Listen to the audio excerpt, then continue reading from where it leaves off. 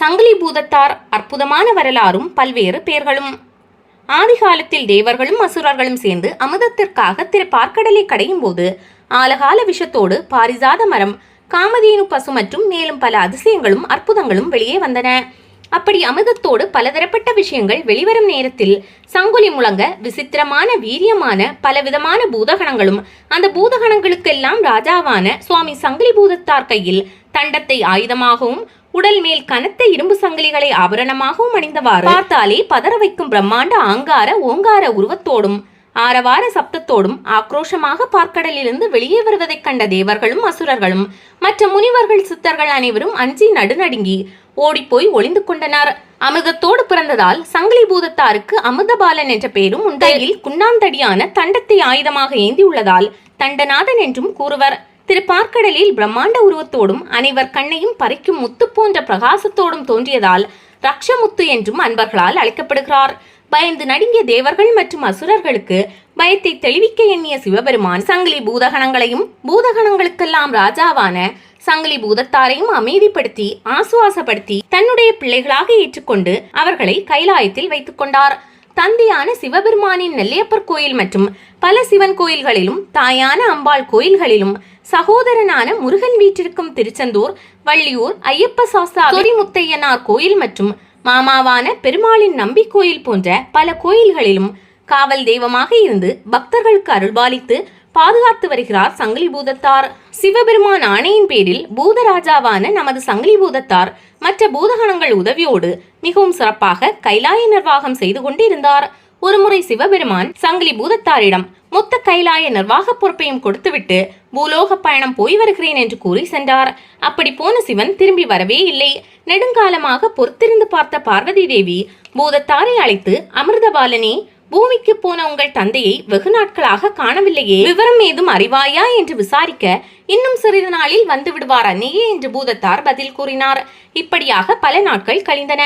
கேட்கும் போதெல்லாம் பூதத்தார் இதே பதிலை சொல்ல பார்வதி அன்னை ஒரு நாள் கோபப்பட்டு, என்ன செய்வாய் ஏது செய்வாய் என்று நான் அறியேன், நீயே நேராக பூலோகம் சென்று உங்கள் தந்தையை கையோடு அழைத்து கொண்டு வாய் என்று உத்தரவிட மீற முடியாத பூதத்தாரும் தந்தையை தேடி பூலோகம் கிளம்பினார்.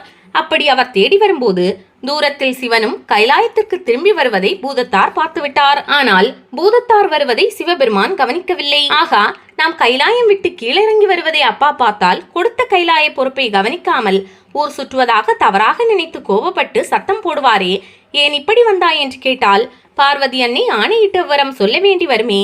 நாம் சாபம் வாங்கினாலும் பரவாயில்லை, நம்மால் அன்னை பார்வதி தேவிக்கு எந்தவித அவப்பெயரும் ஏற்படக்கூடாது, குடும்பத்தில் குழப்பம் வந்துவிடக்கூடாது என்றெல்லாம் பலவாறு எண்ணிய பூதத்தார் பாதை ஓரத்தில் கிடந்த பாம்பு சட்டையில் புகுந்து சிவபெருமான் கண்ணில் படாமல் மறைந்து கொண்டார். இதனால் தான் சங்கிலி பூதத்தாருக்கு சட்டைநாதன் என்ற பெயரும் உண்டு.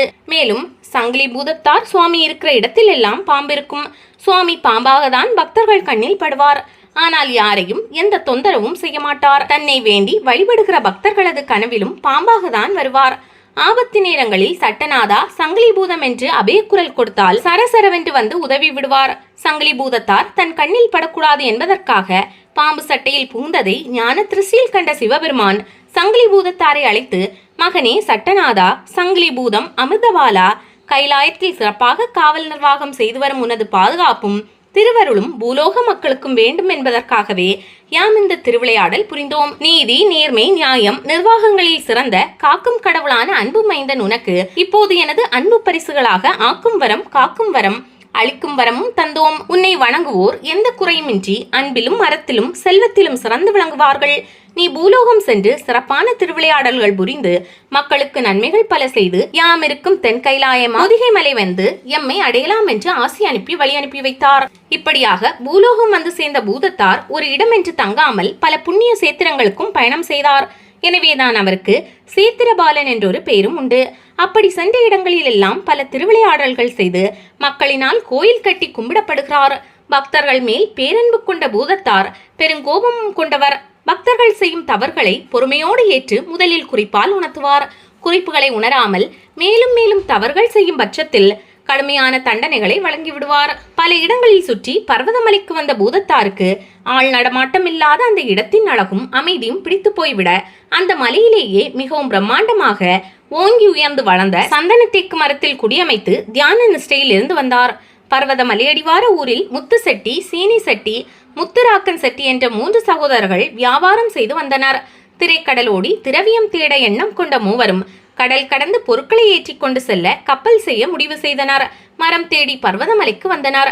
ஆள், அம்பு, ஆசாரிகள் கருவிகளோடு பல இடங்களில் சுற்றி அலைந்தும் பொருத்தமான மரம் கிடைக்காத சகோதரர்களின் கண்ணில் சங்கிலி பூதத்தார் குடியிருக்கும் வானளாவ ஓங்கி உயர்ந்த பிரம்மாண்டமான சந்தனத்தேக்கு மரம் பட்டது.